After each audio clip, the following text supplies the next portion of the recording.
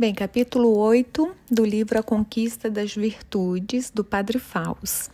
E a gente vai falar agora de outra virose espiritual chamada hedonismo, que é uma doença silenciosa da alma, tão perigosa quanto o orgulho, e muitas vezes aliada a ele.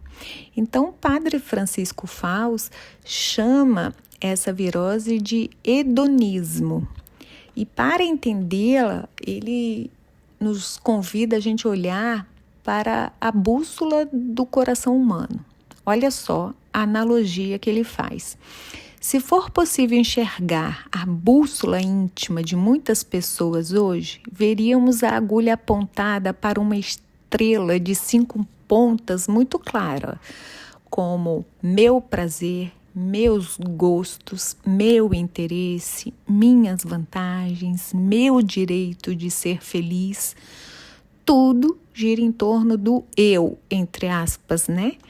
Então, mas existem outros corações, poucos ainda, mas que precisam crescer, cuja essa bússola aponta para um norte completamente diferente. Uma outra estrela, também de 5 pontas luminosas, que vai apontar para o ideal, a doação, o serviço, o meu dever, o meu amor. Então, assim, a primeira estrela nasce do porão do egoísmo. A segunda nasce do abismo do amor de Deus. A primeira conduz ao fechamento. Essa segunda bússola anuncia um amanhecer de vida. E aí ele até coloca lá sobre o Senhor dos Anéis, né? Que as sombras de Mordor, né? Eu não sei, gente, eu não vi esse filme e nem li o livro. Mas, enfim, esse Mordor aí avança sobre a Terra-média ameaçando destruir tudo. O hedonismo de hoje é essa sombra desse Mordor aí que avança sobre a vida moral das pessoas. Então, o que é basicamente o hedonismo? É a doutrina que afirma que o prazer individual e imediato é o único bem possível, o princípio, o fim da vida, sabe? Então, dentro dessa lógica, o sofrimento passa a ser visto como o único mal. Então, ninguém quer sofrer, ninguém quer nada, porque está todo mundo egoísta. Então, o sacrifício voluntário parece absurdo. Quanto muito, só é aceito se produzir algum prazer maior depois. Então, o problema é simples e grave. Quando se elimina o sacrifício, as virtudes desaparecem. É aquela história, né? Dos nossos filhos que a gente não quer que eles sofram e aí a gente está estragando nossas crianças. Então, São José Maria falava justamente disso. Nenhum ideal se torna realidade sem sacrifício. Então, não é por acaso que Jesus usou a imagem do homem ridículo que começou a construir e não conseguiu terminar a obra, né? E é muito significativo que ele tenha ligado essa imagem a uma frase exigente, né? Quem não carrega a sua cruz e me segue, não pode ser meu discípulo. Olha só, gente. Então, durante milênios, tantos os grandes pensadores pagãos quanto os cristãos no Oriente e no Ocidente chegaram à mesma conclusão. A verdadeira realização humana só se encontra no bem e nas virtudes, e não no prazer.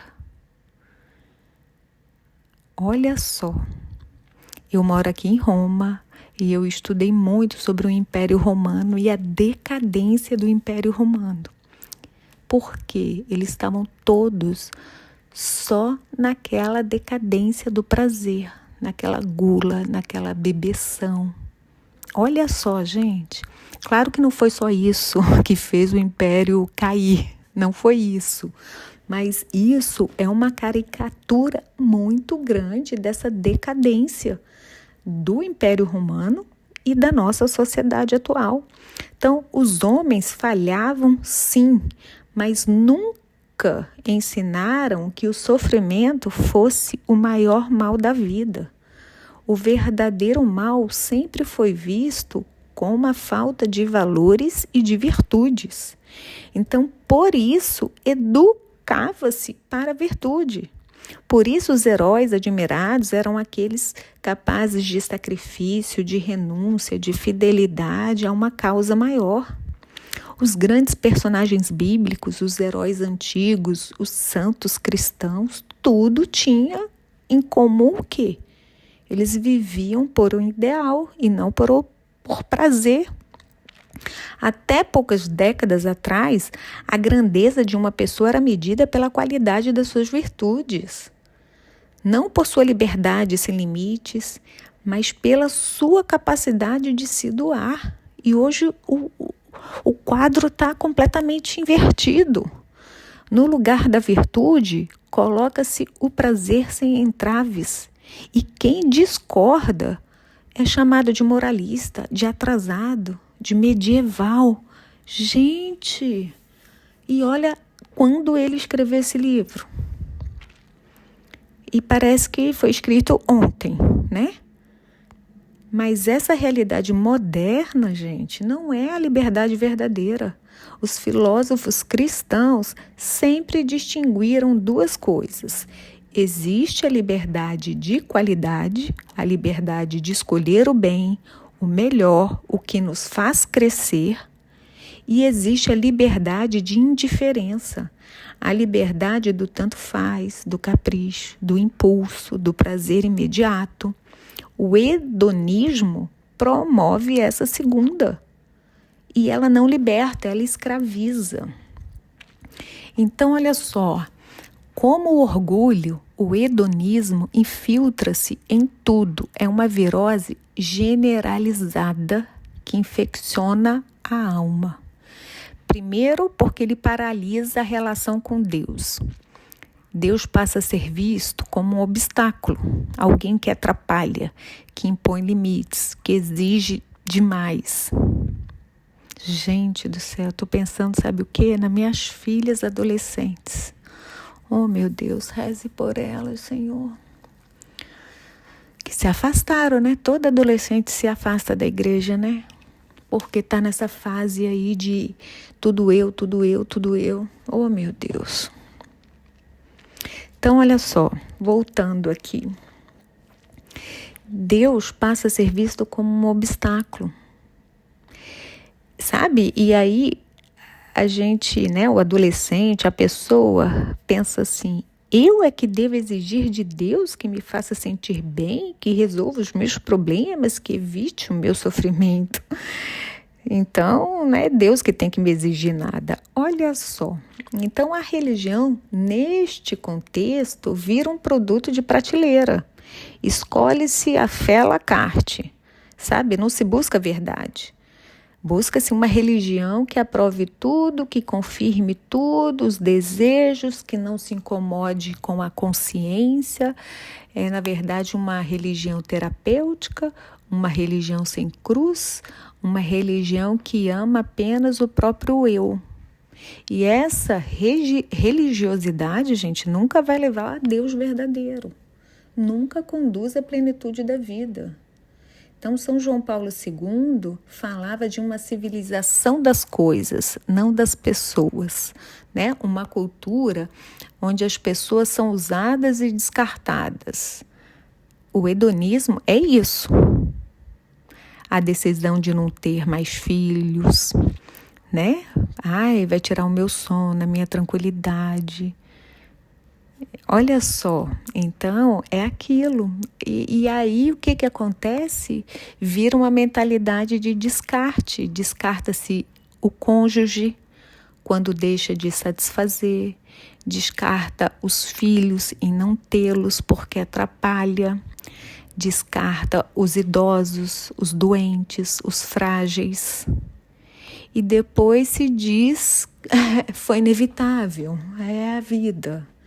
E será que é isso mesmo, gente?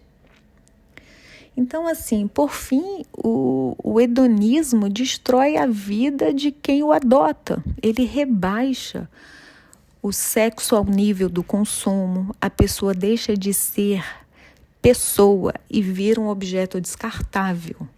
A sensualidade egoísta se transforma em vício, a falsa liberdade vira escravidão.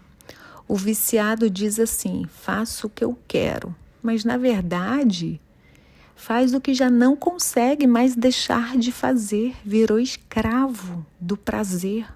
Ele não sabe dizer não ao álcool, às drogas, às dependências modernas, à tecnologia, à comida, à compulsividade, à compra.